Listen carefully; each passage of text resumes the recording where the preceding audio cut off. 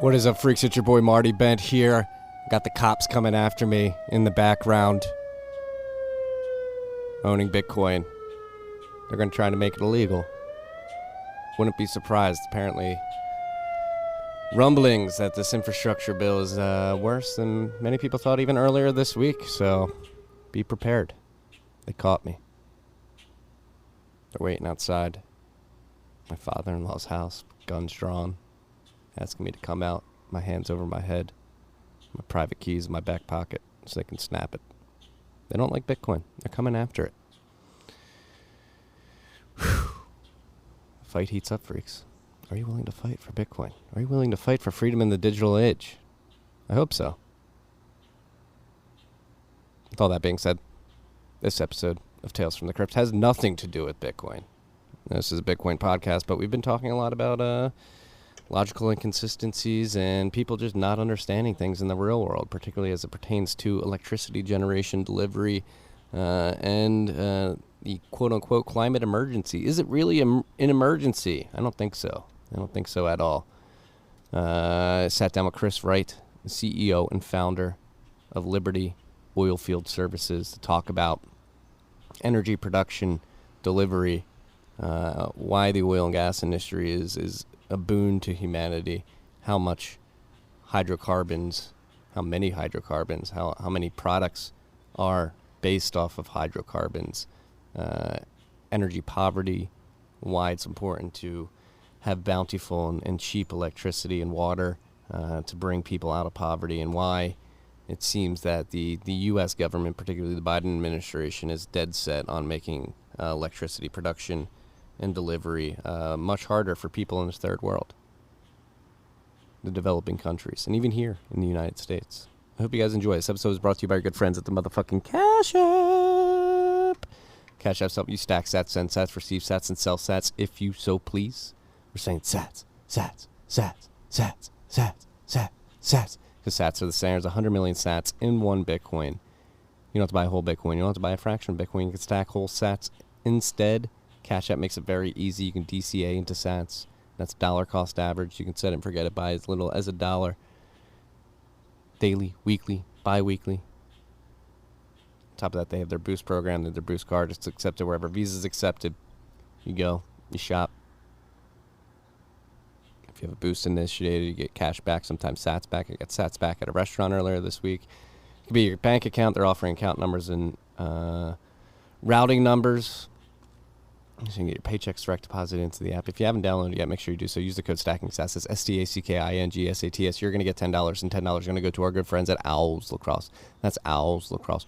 Woo! Woo! Woo! Owls Lacrosse. This was also brought to you by our good friends at Hodl Hodl. Hodl Hodl is here to bring you freaks a lending platform available to U.S. citizens too, because of the way they leverage Bitcoin's native multi-sig properties. The way it works is you put your Bitcoin in a multi-sig escrow. You hold one key, your counterparty holds another key, and Hodl Hodl holds that third key.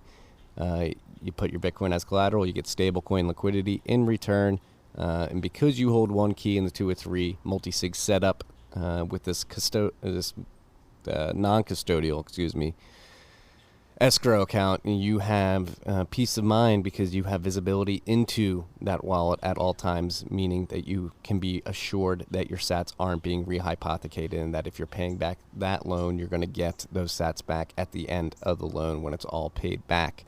Alternatively, if you want to get some yield on your stablecoins, you can enter the opposite side of that market and put your stablecoins up to be lent out for a little bit of interest back.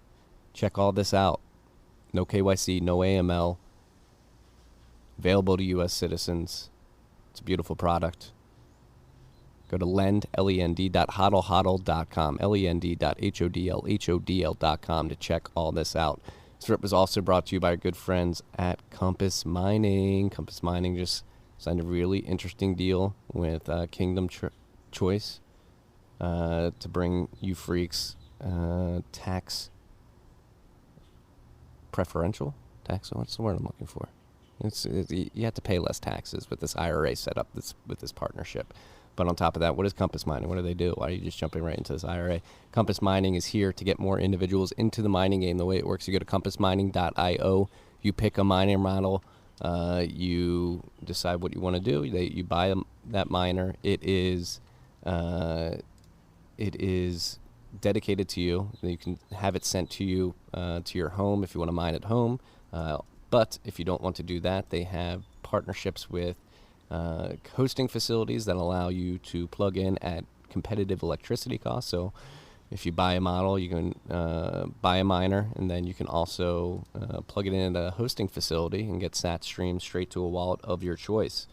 Again, they're trying to get more individuals producing hash in the United States. So if you want to buy a miner and you want to mine cheaply with cheap electricity, Compass is doing that for you. They're acquiring the miners, they're locking down the hosting facilities, and they're allowing you to plug in and get sat streamed straight to a wallet of your choice. Again, they have a recent partnership with Kingdom Choice, where you'll be able to stream those sats straight into an IRA that is tax preferable. I guess that may be the word that we're looking for here. Last but not least, so go check all that out, before we get to last but not least, at compassmining.io. We have a special link in the show notes. If you want to use that helps out the show. We love all the help we can get, and all the freaks that have used Compass because of this ad have given me glowing reviews. They're all loving it. So go check it out. Last but not least, is brought to you by Brains OS Plus as well. Brains is the team behind Slushpool, and they're the team behind the firmware that helps you stack more sats with your hash. Speaking of Slushpool, the update is live. The newest update went live a few weeks ago. It includes ultra-flexible payouts that can be either time-based or threshold-based. It includes mining reward splitting for automatically distributing rewards to multiple wallets. And, of course, it includes dark theme. Meanwhile, the latest Brains OS Plus firmware update includes full support of Antminer S17E and T17E, as well as some significant improvements to the auto-tuning for all X17 devices, and it's available now at brains.com/OS/plus. That's BRAINS.com/OS/plus. Brains OS Plus is compatible with any mining pool, so you don't need to mine with Slushpool to use the firmware. But if you do mine with Slushpool, you'll get 0% pool fees. Since the network hash rate is at a one-year low due to the China crackdown, now is a great time for miners to juice up their ASICs with auto-tuning firmware and stack even more sats. For those of you who don't know how this auto-tuning works, it mostly comes down to the silicon of the hashing chips. There are small variations of the silicon quality for each chip in the ASIC. Typically, stock firmwares that come with the machines treat the entire device as a uniform unit. What Brains does, they go in, and those uniform units will send the same frequency of voltages through each hash board, but Brains goes in and they boost performance by experimenting with different frequencies and voltages on each individual chip to learn which chips are higher quality than others. Then it calibrates to send more work to the higher quality chips and less work to the lower quality ones. The end result of this per chip tuning is more hash and thus more sats per watt of power consumed. Currently supported devices are the Antminer S9, S9i, S9J, as well as the S17, S17 Plus, S17 Pro, T17, T17 Plus, and the ones just added, the S17E and the T17E. Next up are What's Miners. Get on it, along with the S19s from Bitmain. Stay tuned, TM, for more updates on the firmware and Slushpool, and check out insights.brains.com for content, stats, charts, and mining profitability tools to stay on top of everything happening in the mining industry. Again, that's brains.com. BRAIINS.com. Enjoy this rip. Approach it with an open mind. I know a lot of you freaks hate me for some of the views I have as it pertains to the energy sector. But I steadfastly believe that I'm in the right. It's because people like Chris give me confidence that I'm not crazy. Energy is important. Oil and gas is important. Those who say otherwise are either nefarious or ignorant. So enjoy. Tiki!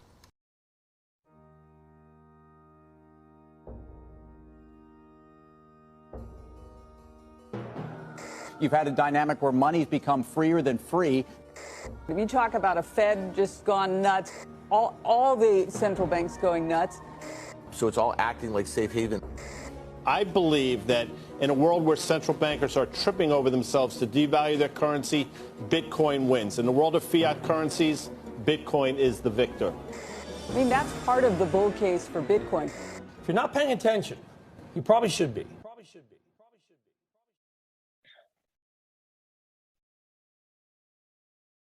Welcome back to Gamcast. It's Marty Bent here. It's been a while since we've recorded an episode. Sorry for the delay between content, but we only want to bring you the best content. And I think today is going to be a very special treat for anybody listening to this episode because I'm sitting down with Chris Wright, the founder and CEO of Liberty Oilfield Services. Chris, how are you doing today?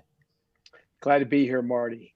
I'm glad to have you here. You hopped onto our radar when you made a video responding to a bit of virtue signaling from North Face, essentially describing how many products have hydrocarbons as part of an integral material in their final product. North Face being one of the companies that depends highly on hydrocarbons. We reached out. We wanted to record an episode. You sent me your 2020 ESG report, Bettering Human Lives. What is it? 84 pages of content about what you're doing at Liberty to basically make sure that you're being the best environmental stewards possible, describing the benefits of oil and gas, the industry, many facets of it, from reducing energy poverty to having high density energy sources to pulling people and communities out of poverty. So I guess to start, I think we probably start with the common misconceptions that people have about the oil and gas industry. It's much maligned in the mainstream media and is villainized as something that is terrible for the earth and for the future of humanity. But if you read your report, which we'll link to in the show notes, it seems to be the exact opposite. Yeah, I grew up, I was in high school in the early 80s. I mean, it was less virulent then, but there was almost a view then the oil and gas was dirty and it was the past, and new energy's got to replace it as soon as possible. And so, I heard that same stuff when I was young as well. But what I've learned as you dive into it, and we try to cover a bit in that report, is just oil and gas enabled the modern world. Without oil and gas, there is no modern world. There's no technology that's going to come around and we're not going to have oil and gas tomorrow, and we're still going to have a modern world. But wow, what if we, can power all our cars with batteries? Well, how do you make batteries? How do you charge batteries? A Tesla has 1,000 pounds of oil and gas in the car. Plastics, petrochemicals, they're made of oil and gas. So it's not just the energy source that comes from oil and gas, which is critically important and the most important and largest energy sources for the world, but it's also the materials that come from oil and gas. All plastics, all petrochemicals, over 90% of manufactured products have oil and gas in them, and probably 100% use oil and gas to make them. But in any case, I could go down that rabbit hole forever. But yeah, so the goal of the report was just to try to give an even-handed, today I'll be very opinionated, I'm an opinionated guy, but in the report, I tried not to be opinionated. I tried to just lay out the data. Where does the world get energy? This huge issue of energy poverty, people that a third of humanity doesn't really have access to modern energy. I laid out the basics on climate change, the chemistry, the physics, the data, climate economics, the work that's done by the Intergovernmental Panel on Climate Change. What do they say about climate change? And of course, if people read that, which is very few ever read those reports, I'm hoping a little more will read Bettering Human Lives because it's shorter and it's got pretty pictures and it's trying to be efficient in the communication. But almost everything you hear from politicians, it's a crisis, the world's getting worse and people are dying. All these things you hear about climate change, almost everything you hear is wrong. Yeah. Well, you just triggered a bunch of people there, Chris. Be careful. But that's, I guess we can really dive in headfirst into the report is something that I feel very passionate about because I think the powers that be, the politicians, the activists, the corporations pushing this particular narrative, they usually try to play to people's emotions and they'll say that the oil and gas industry, it affects poor people the most. The climate change affects poor people the most, and it makes their lives worse off. And it's really frustrating because they say all this, they pretend like they care about the downtrodden and those in poverty, and they posture that way publicly. But then you look at what they do, like most famously this year with the shutdown of the Indian Point nuclear facility in New York. They basically shut that down, did not replenish that power generation, and now electricity prices have increased for New York City residents, a lot of which would fall under the poverty line. So I want to jump in at the energy poverty section of this report and basically describe how important energy is to uplift people out of poverty. I mean, and maybe use the specific example that you have of the border of Haiti and the Dominican Republic, and how energy actually allows economies to be more green than people would otherwise think. Yes, yeah. Most people have seen that great image of the Korean Peninsula at night. And you can see that border between North and South Korea. You know, South Korea is bright, and North Korea, although it's got a relatively large population, is dark. There's a little tiny spot for Pyongyang, the capital city, and the rest of the countryside and population is dark at night. And I think most people get that image. Hey, I'd rather live in the light than live in the dark. You know, that sort of communicates poverty and wealth. But what's neat about the island of Hispaniola, as you just mentioned, if you're looking at it, to the east is the Dominican Republic, and to the west is Haiti. You can actually see the border between Haiti and the Dominican Republic during the day. And you can see it just from where does the forest end? That's the end of the Dominican Republic. And then you move into Haiti. And the reason it is traditional societies, people that haven't been fully enabled by oil and gas yet, they get energy the same way all of our ancestors got energy throughout all of human history, which is dominantly from burning trees, supplemented by burning dung or agricultural waste. But burning trees is the main source of energy throughout all of human history. And as population grows, or you have a larger population, eventually you run out of trees. So Haiti has been almost completely deforested, which means when it rains, there's more erosion, there's more mudslides, it's harder to grow food in it.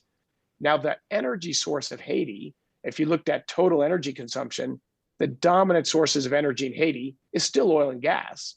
You know, that's maybe for 70% of the people, but you've got a large percent of the people that just are so poor, they don't get to use oil and gas. So they burn trees. And that hurts the environment. That hurts the ability for it to support a population, where the Dominican Republic is just meaningfully wealthier than Haiti, a little secure property rights. And so therefore, the dominant source for almost everyone in in Dominican Republic, is oil and gas. So they have these beautiful, lush rainforests. They've got a great tourist economy. They've got a beautiful, peaceful, pleasant place to live. I've traveled to over 50 countries in my life in sort of my quest to understand poverty and how do we get humans out of poverty. I was lucky, I was born middle class. I've had this dreamy life. So my sort of life passion is I want everyone to have the opportunity to pursue whatever their dream is. Everyone's dream is different, but you want to have the ability to do that. Where if you're in grinding poverty, your focus is just getting to the next meal. It's just survival. You want to protect your family, but you don't get to dream as broadly. And when I go to traditional societies in poor rural areas, the environment's not bucolic. It's actually much worse because they've got to burn everything around them to get fuel. Because even if you live in a tropical country, even if you live in Africa or Haiti, it's warm. People think you don't need energy. Well, most of the calories we get are from grains. We're eating wheat or rice or cassava or sorghum. We grow these, so grains or roots, but we grow these food sources. Humans can't break down complex carbohydrate chains in our stomachs and liberate all the energy out of them. Cattle can, deer can, elk can. They just eat the grass. They have much bigger digestive systems than us, and they liberate the energy. Humans probably had an evolutionary trade-off where our digestive system shrunk and our brains got bigger. But for us to liberate the calories from most of the food sources in the world, we need to cook that food, because by cooking it, we break down those long, complex carbohydrate chains into shorter carbohydrate chains that we can liberate energy from. So cooking food is essential to survival. And so about a third of humanity, and you see that environmental impact in Haiti, but about a third of the people in the world today, think 2.5 billion people, cook their daily meals burning wood, dung, or agricultural waste inside their home and huts. People in the US have no idea that that many people, 2.5 billion people, that's how they prepare their daily meals. Yeah, and it's crazy to think how. And so I had somebody on my other podcast, Tales from the Crypt, Scott Harrison, who runs Charity Water. Not exactly connected to the energy business, but he describes how water is essential to these communities too. And what they do is they show up and they create like a water well, fresh water that allows the women, particularly in these areas, to not have to walk hours and hours to get water and then bring it back. And it's actually pretty dirty, and you just have all this dysentery and stuff like that. So like small base layer Maslow higher needs, things like water and energy, are things that we take for granted in the West here. And it's very frustrating seeing the posturing from a lot of privileged people in the West, demonizing oil and gas specifically, and energy consumption more broadly, when they truly don't understand the nature and the first principles of why we use energy, and how it is so important to allowing what we consider modern society in the West. And it's especially like with oil and gas too, what you highlight in your report, like despite the fact that over the last 2 decades specifically, the North American oil and gas industry has done more, gone above and beyond to reduce emissions in the field. People, nothing ever satisfies these zealots who don't, I would say frankly, don't understand how energy extraction, delivery, electrical grids work. Yeah, and again, that's the idea of the report. Is most people, when I was in high school, and even when I was in college, politics was there, but it wasn't that big of a deal. You didn't talk to your friends about politics, until you grew up and got older, or maybe at election time you chatted about the candidates. But everything is so hyper politicized today. It's really unfortunate. I feel for the younger generation that's growing up now. I go and speak in schools, elementary schools, high schools, colleges. And oh my gosh, my daughter graduated from college 2 years ago. Her biology class was hyper politicized. They took a week off from learning about biology to get preached sort of the Al Gore training on climate alarmism from a college professor teaching biology. Like that stuff didn't happen when I was in school, but it's very common today. So it's very understandable to me that folks under 35 today, they think their greatest threats to their future is climate change. A lot of people don't want to have kids. 20% of under 18-year-old kids report nightmares about climate change. So we've got this huge campaign to scare the hell out of people. What else? How would they not fear that and believe in that if that's what you've heard from school, even in primary and high school? But the data tells just such a radically different story. But if schools are not about, let's get the facts and then let's make our own judgments about the facts, people will still draw different conclusions from the same set of facts. Now, that's human nature. We're emotional. We have different values, different priorities. But so much of what's done today is not based on the facts or data. And being a nerd, of course, I can't resist to dive into a few more facts, which we cover in the Bettering Human Lives report, which is deaths from extreme weather.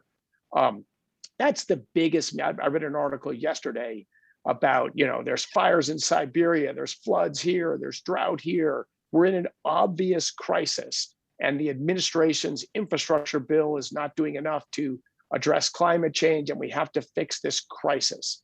So the biggest meme now on climate change is extreme weather, because that's scary. That's scary to me. That's scary to kids. Floods, droughts, hurricanes, tornadoes, all these are terrifying. But it's only a few clicks away on the internet to get the data on all of these phenomena. Very interesting to study, but I'll start with the punchline, which is deaths from extreme weather, right? That's why we care about extreme weather. It destroys our property. Worst of all, it kills us. So 100 years ago, about 500,000 people a year died from extreme weather, 500,000 people. The population today is 3 or 4 times larger than it was 100 years ago. And about 20,000 people a year die from extreme weather. So an over 95% decline in the deaths from extreme weather in a population that's 3 or 4 times bigger. So your chance of dying from extreme weather has dropped by over 98% in the last century. But that's not what kids believe or fear. I don't think kids 50 years ago, 20% of them had nightmares worried about this stuff. Today's kids are massively safer. That risk is massively reduced, but yet they're terrified of it. And of course, where are those 20,000 deaths? They're in poor countries that aren't energy enabled to build stronger houses, to move people when the floods or hurricanes are coming.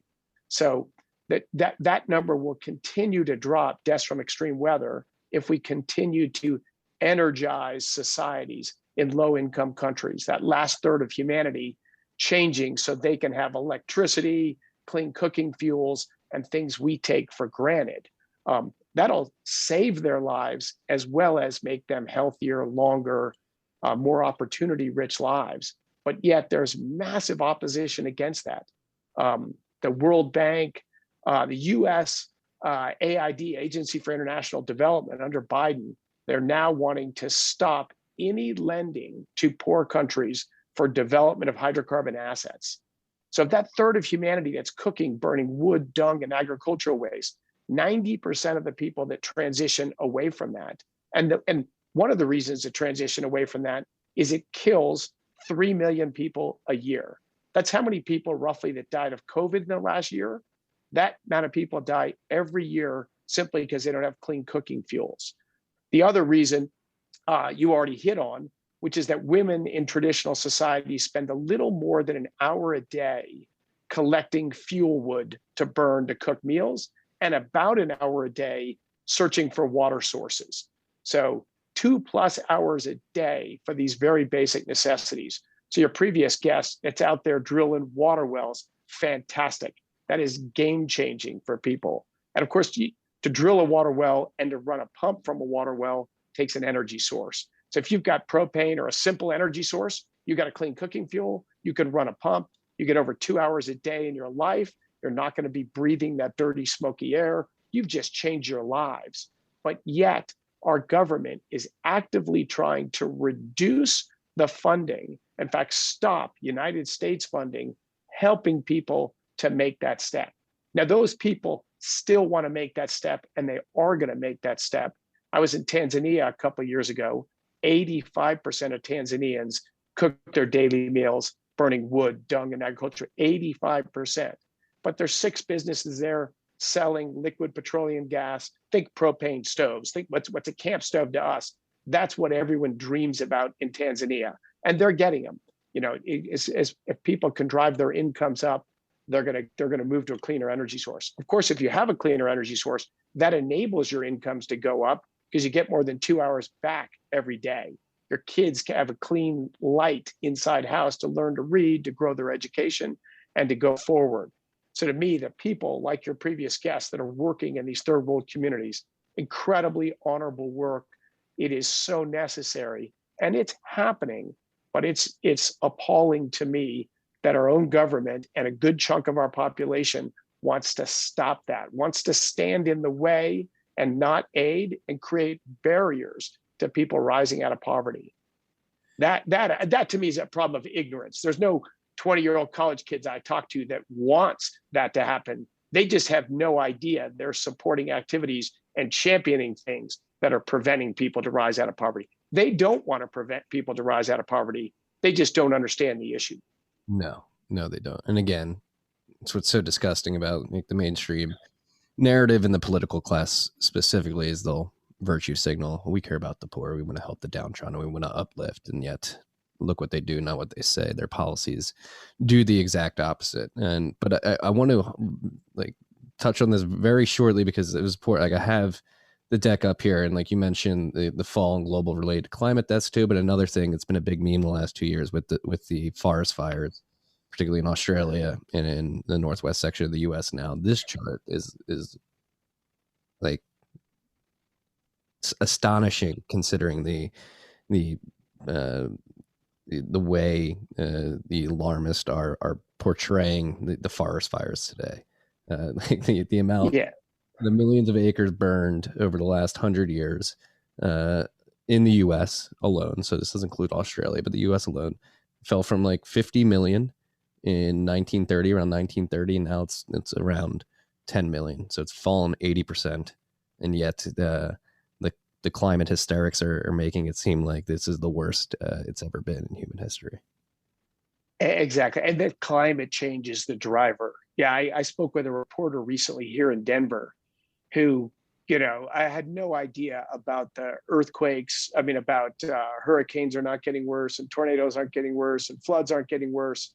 I mean, I think she was skeptical, but well, maybe that's what the data shows. And she said, but I know that forest fires are much worse. Because I grew up, she's about my age, I grew up 30 or 40 years ago here in Denver, and I know the fires are worse. And in that, she's correct.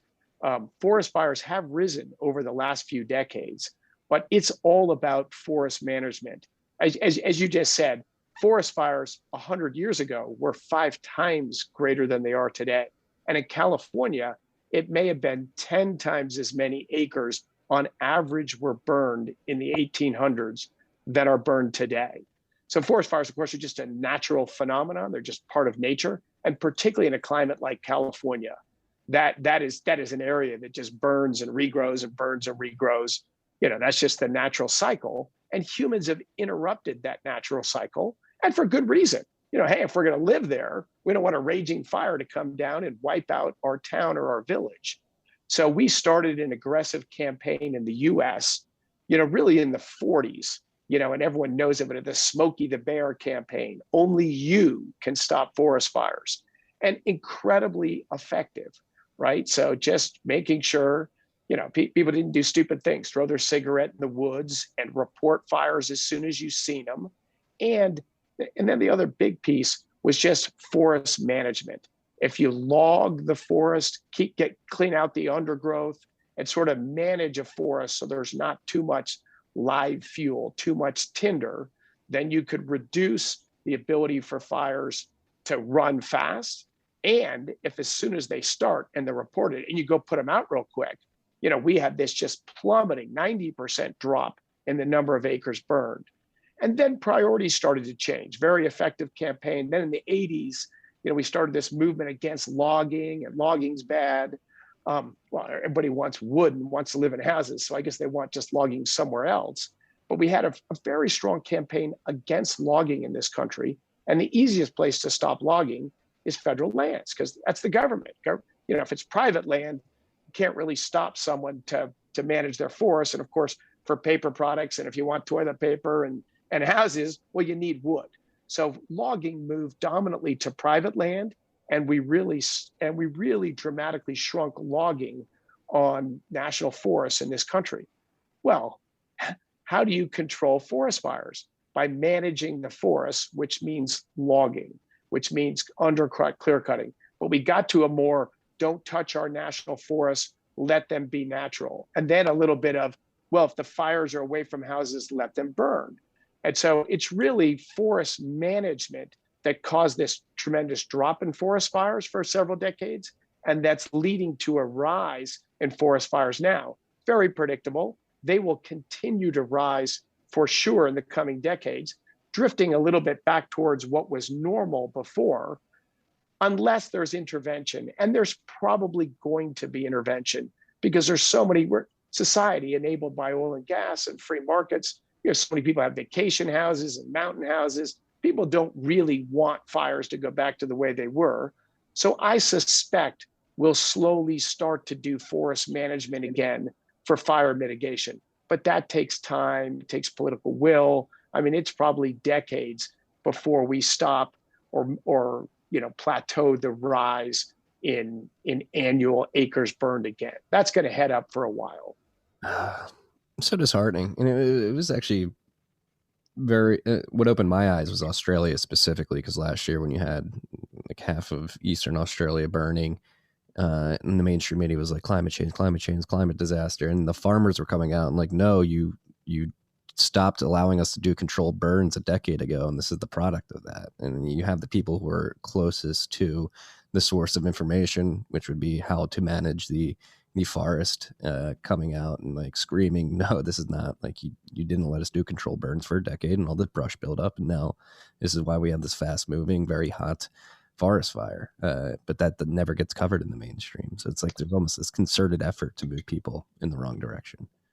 It is. It's just, well, again, it's politics and media and activist groups that are just so, they appeal to people's emotions. They've got other agendas, not really generally about greenhouse gases, but they, people have agendas, and fear is a powerful force. But in our report that you read, we reference a great Forest Service study, just a scientific study of what is driving the rise of forest acres burned. And I already gave that summary, but the biggest factor, well more than half of it, is just more live fuel in the fires.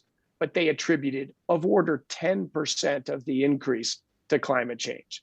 So is it, if the world is a little bit warmer, and it is a little bit warmer, is that a slight nudge in favor of forest fires? Sure, but it's totally swamped by forest management. We could bring acres burned down, or we could let them go up, depending upon what we do with forest management. Yes, forest management freaks. It's something to pay attention to. I'm trying to think of where I want to go next with it. I mean, I think energy density too, because that's like been a big topic on this. You have an incredible graphic in the report of the energy density of wind, solar, in oil, like with how many houses they could power, just as a source. Yeah. When people think of environmental impacts, look, I'm an outdoor mountain climber, mountain biker, hiker. I love the outdoors. I've been a board member of environmental group for a long time. So I'm a big believer, as societies get wealthier, we do want to bring back nature. We want to have quiet, peaceful, undeveloped, open spaces. I think that was sort of the main thrust of the environmental group 40 or 50 years ago, before it became really a political movement and not as much about the environment now. It's mostly wrapped around climate change. But if you look at how do we shrink our environmental footprint, the biggest mover there is do things more efficiently. If we can produce more energy on less land, and the even far bigger one is more food on less land, then we can shrink our footprint on the world. Another thing most people don't know is soon after World War II, the United States land that humans touched peaked. It peaked 70 years ago. And we had about 60 years of declining land used for residences, for food production, for energy production. Grassland, forest land was just slowly growing in the United States. And again, the biggest driver is that was we could just produce more and more food using less land. Our population was growing, our food consumption was growing. Maybe some of that's not all positive. Our food exports were growing, but yet we were doing all this on less and less land. Tough for farmers, tough for farming business, but that shrunk. And then in 2006, the Bush administration decided to count ethanol as a renewable fuel to be good for the environment, kind of as his first move on climate change. And that's led to a surge in the growth of corn in this country. We use more corn today to produce ethanol than we eat in the United States. So this meant in like 2006, that was passed. All of a sudden, the acreage used by humans to grow food started to grow again. We planted more acres. But again, these are policy decisions, not necessity things. In energy, it's even more dramatic. As I said, look, England got almost completely deforested just from the start of the Industrial Revolution. It wouldn't have gone very far with just trees, but coal soon displaced wood, and it displaced wood in England because trees were hard to come by. I say coal arrived as an energy source in time to save most of the forests of Europe and the forests of North America, but not in time for England. And so what we put in the report is how much energy can be produced on an acre of land. And for oil and gas, that's more than 1,000 times more energy that can be produced from biofuels, from growing ethanol or growing trees you're going to burn, just massively higher energy density. And for wind, it's many hundreds, like 500 times more energy from oil and gas than from wind. And from solar, it's about 100 times more energy from an acre if it's oil and gas versus solar or wind. The other thing, and that number keeps getting better. One of the things I love about the shale revolution is oil and gas was already very energy dense, small amount of land to produce a lot of energy, but it's gotten even much more so recently. And what's neat about that is, like, I use the example of Western North Dakota, where the Bakken Oilfield is. It's a rural farm and ranch community.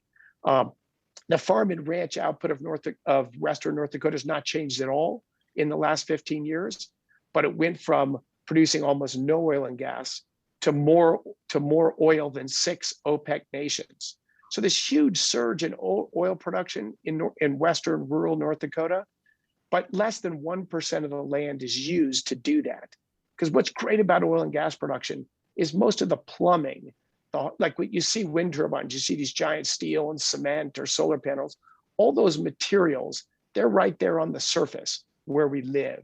With oil and gas, most of our plumbing is just cracks and rocks that we create by pumping water at high pressure underground.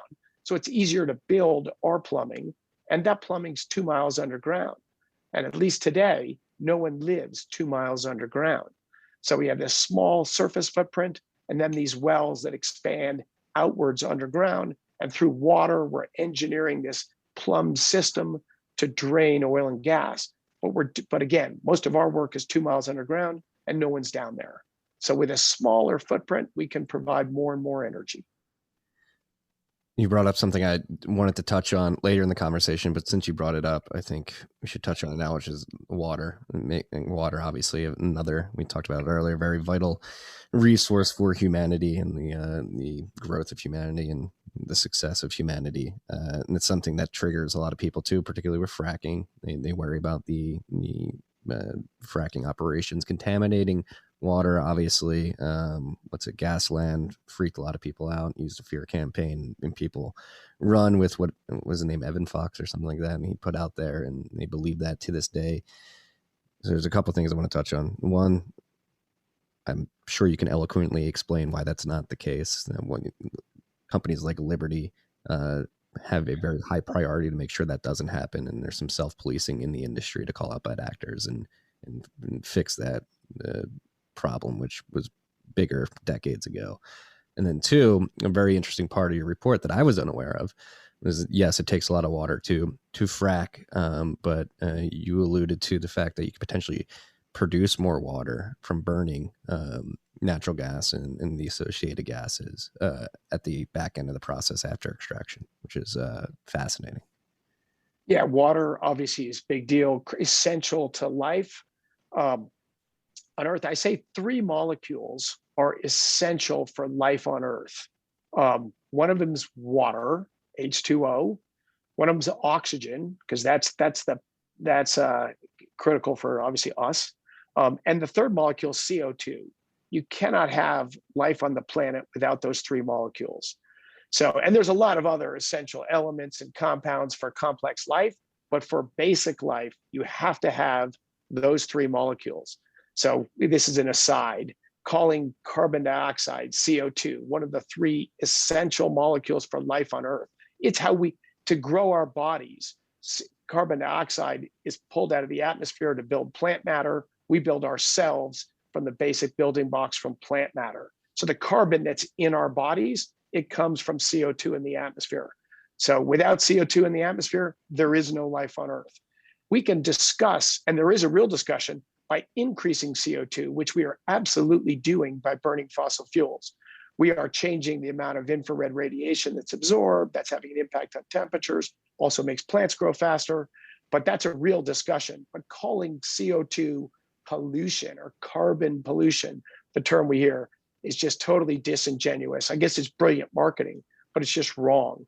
Mercury or soot or particulate matter or sulfur dioxide, there are pollutants that are harmful to humans that are rightfully called pollutants. Carbon dioxide is not a pollutant. It's an essential molecule for life on Earth, but we should talk about the amount of it. But lumping it into pollution, I think, has been effective in scaring a climate mania, but very disingenuous. Going back to water, one of the other three essential molecules for life on Earth. Josh Fox made these two movies, Gasland 1 and Gasland 2, and they were incredibly effective. I was in the United Kingdom or France talking about energy.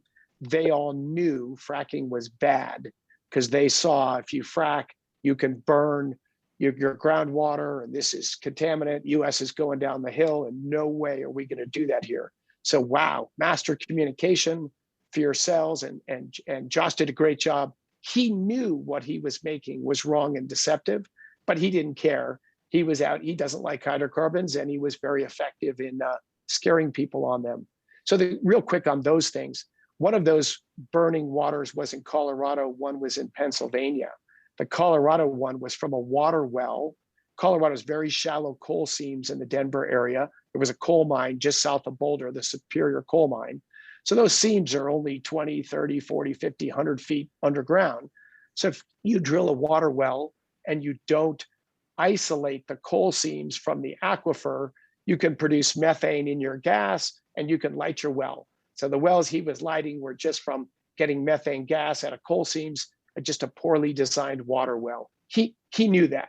The ones in New York, the Indians could light the water on fire hundreds of years ago and did, because there's shallow methane all sorts of places. Nothing to do with oil and gas. When biologic matter decomposes in a swamp, swamps just emit methane because as things decompose, particularly sometimes when they're isolated from oxygen, they create methane gas.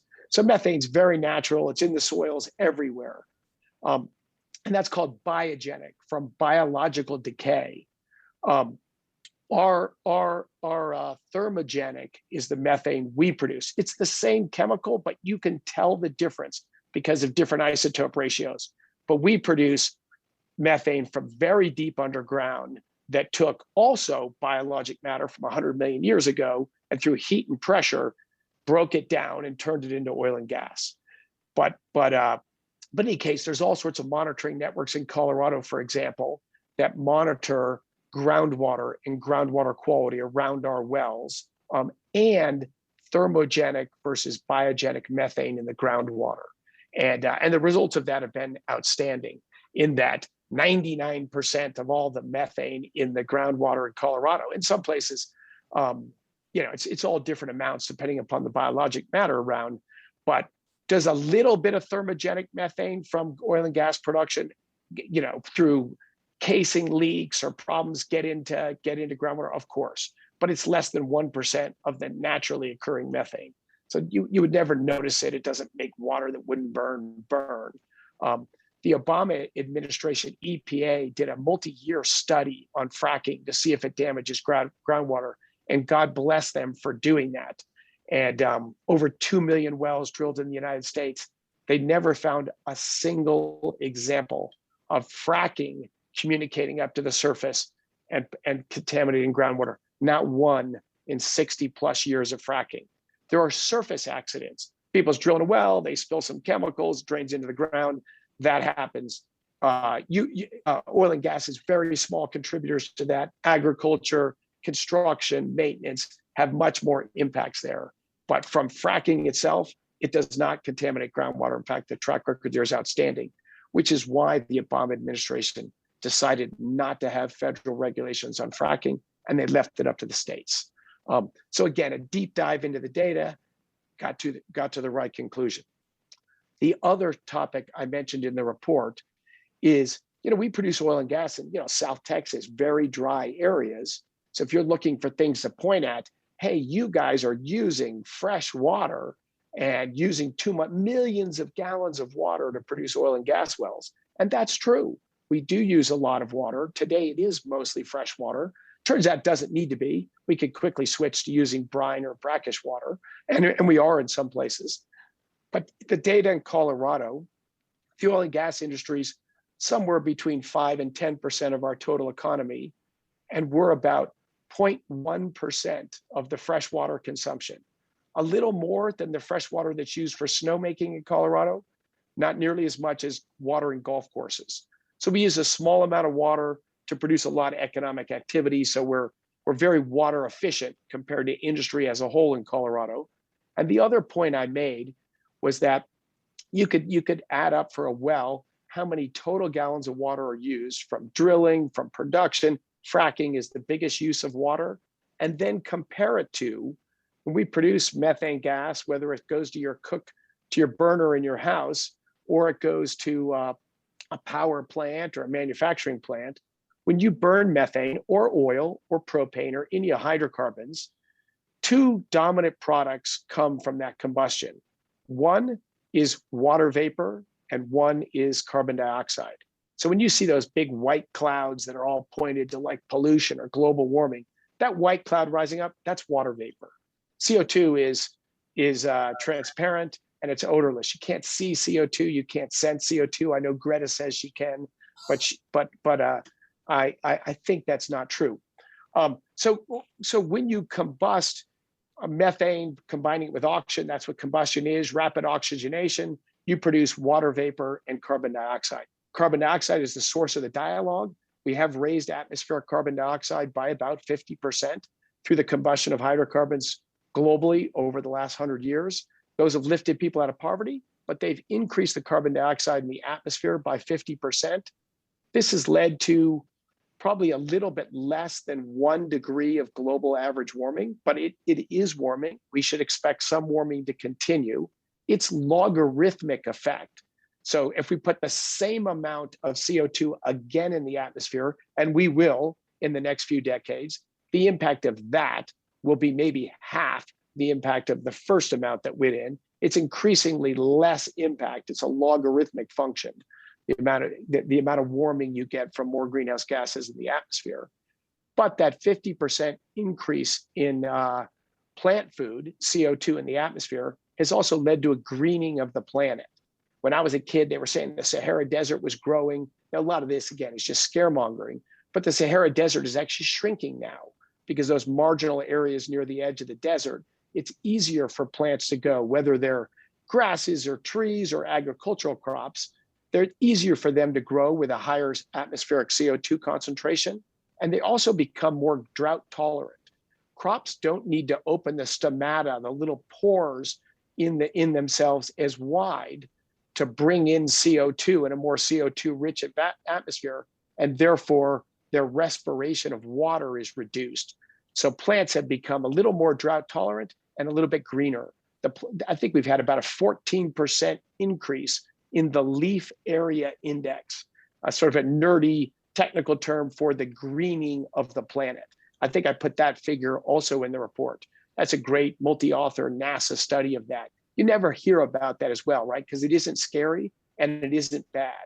It's actually a few $100 billion a year of economic benefit globally because of the increased agricultural productivity from increased atmospheric CO2.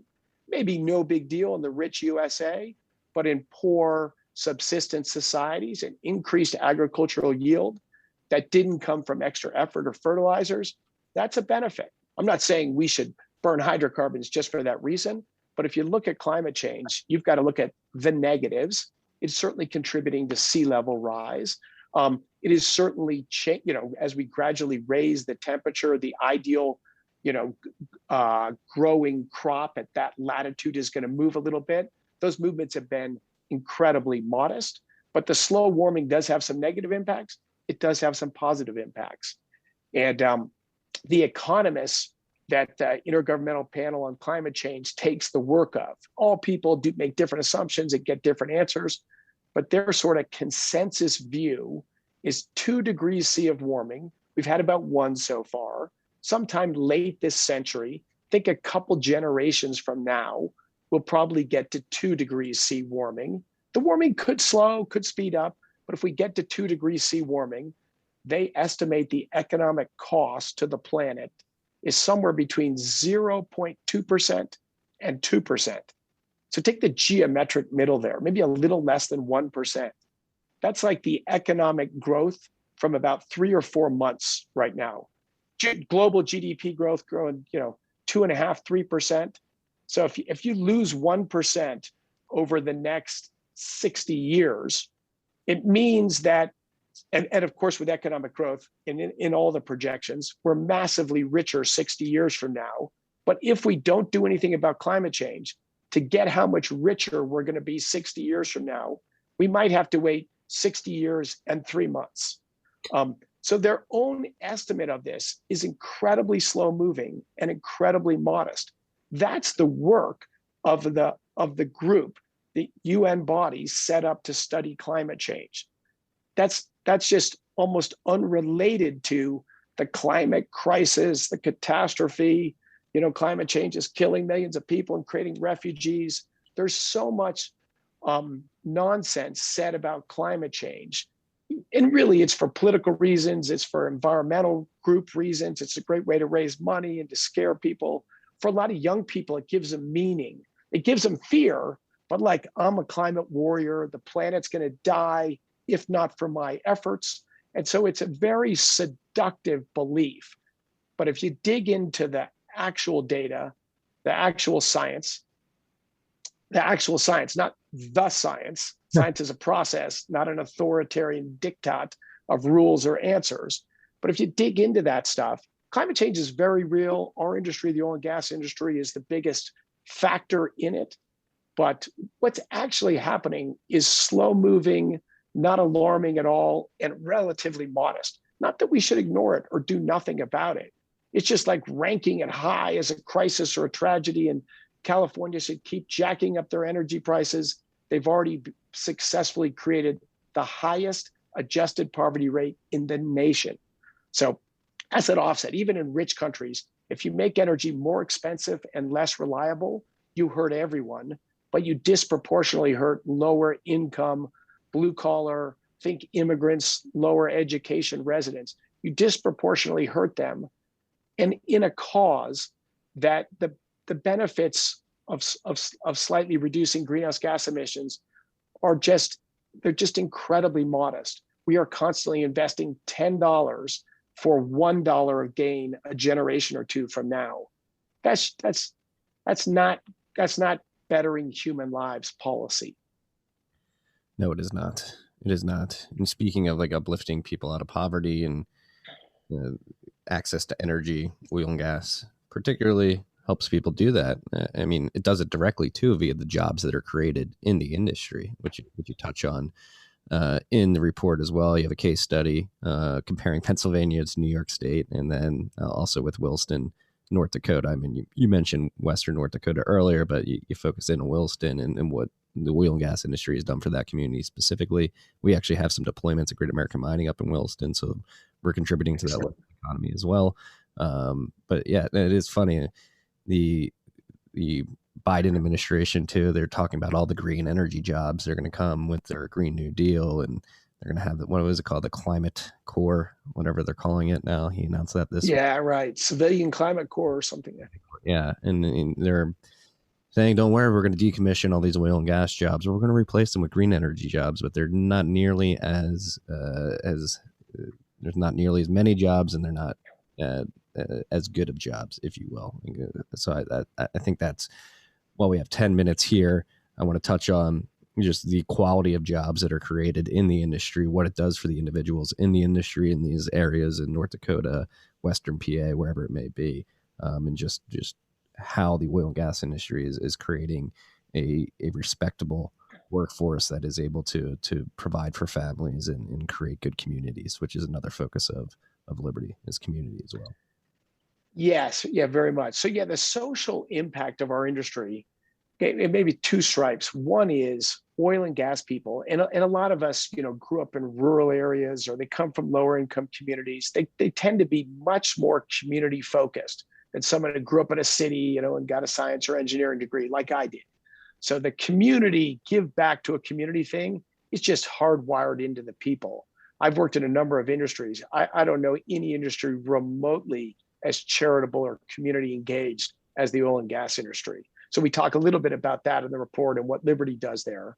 The other point that you mentioned there that I think is big too is that if you look at the economic trends of the last 50 years or 100 years, whether it's the US or globally, more and more people are urbanization.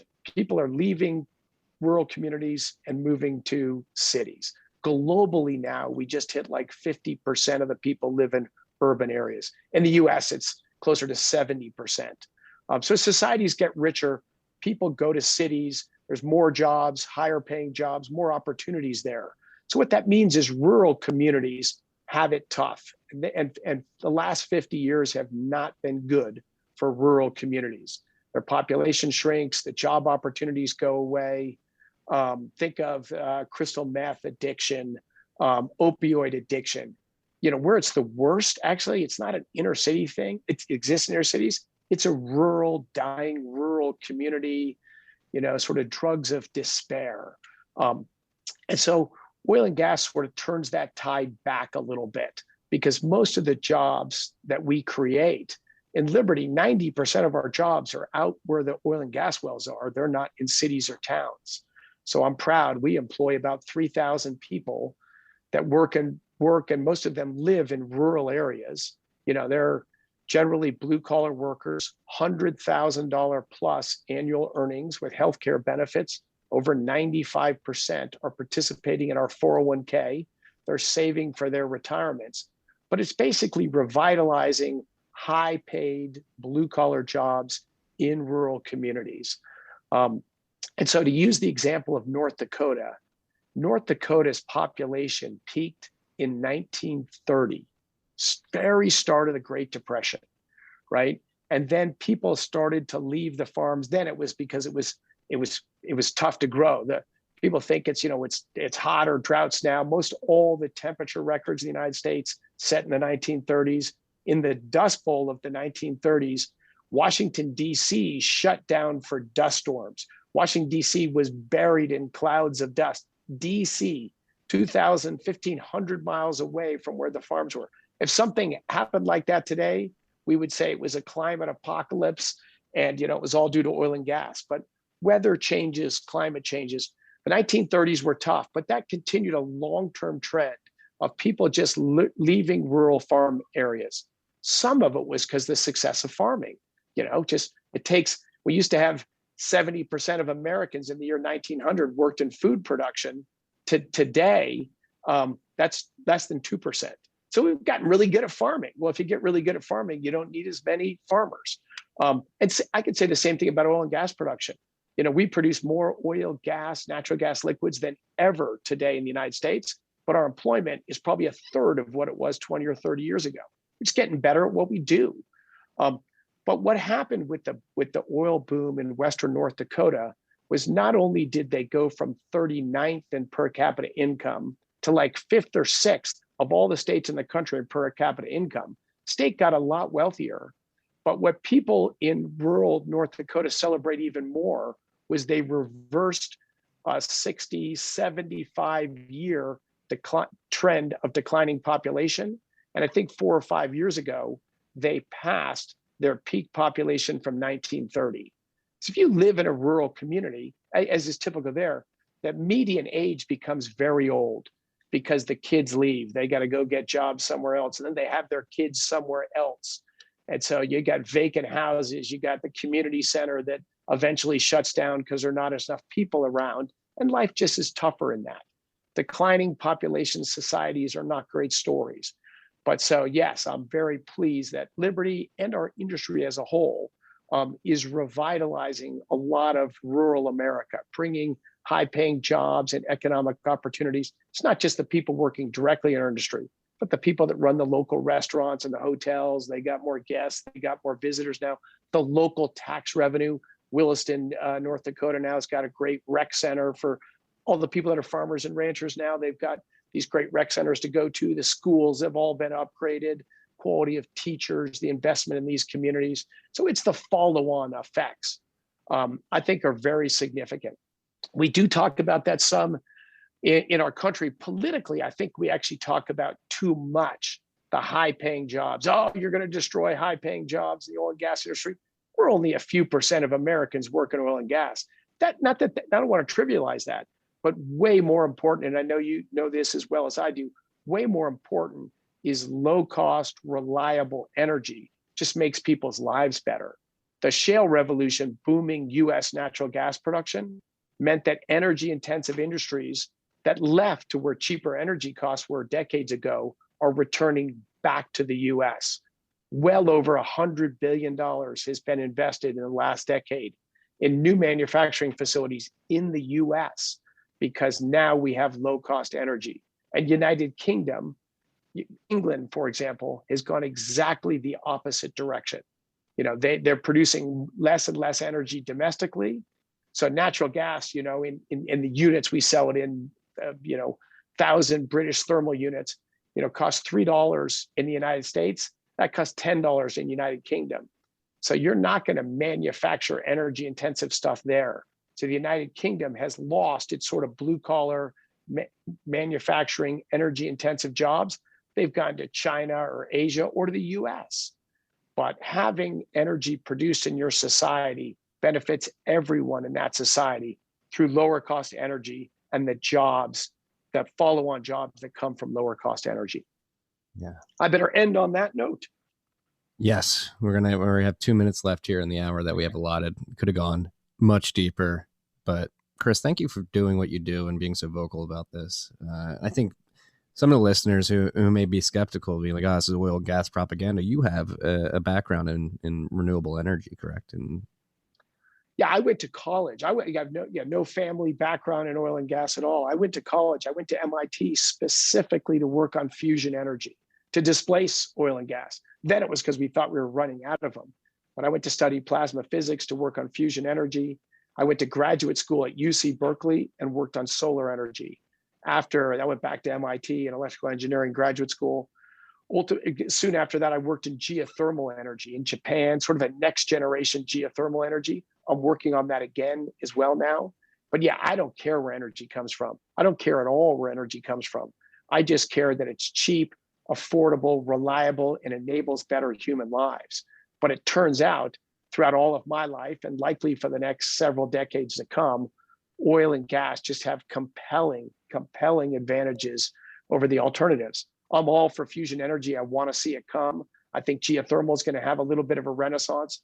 There's certainly a meaningful role for solar to play in the world, and I cheer that on. We may have tide power, just normal fission, nuclear power. Closing Indian Point is a tragedy. Nuclear power has the highest energy density, safest record of any energy source, period. So I am for all energy sources that can compete in a marketplace and bring cheap, affordable, reliable energy and make people's lives better. I just happen to work in oil and gas because right now we've got awesome advantages. I'm cheering for the others to get better too. And my hope is they win by being better, by lifting people up and making more things possible. Right now, they're not winning. Globally, wind and solar is only about 2% of global energy. So 20 years and a couple $1 trillion of subsidies haven't moved that needle very much. What we need is energy sources that are better, that are just going to compete and win. And part of that better is just better produced oil and gas, but there's going to be better nuclear and better geothermal and better solar. And I'm for all of the above. That's an incredible note to end it on. Again, Chris, thank you for what you do, for coming on the show. Again, I could have gone down a lot more paths with you. I respect the business that you've built, the care that you have for your employees. It actually, what you're building at Liberty reminds me of something that we talk a lot about at Great American Mining, which is the story of J.J. Hill and his railroad company. I think a lot of the things that you do at Liberty, are parallel with what J.J. Hill did, giving back to the communities, giving back to your workers, giving people equity in the company. It's an incredible thing, and you're making the world a better place. And keep fighting the good fight with all this information that most people don't have access to outside of the fear that they're fed in the mainstream narrative. Marty, thanks for your time and for your kind words and your great podcast. I enjoy listening to it. I look forward to hearing the future episodes as well. Have a great day. Too. Thank you.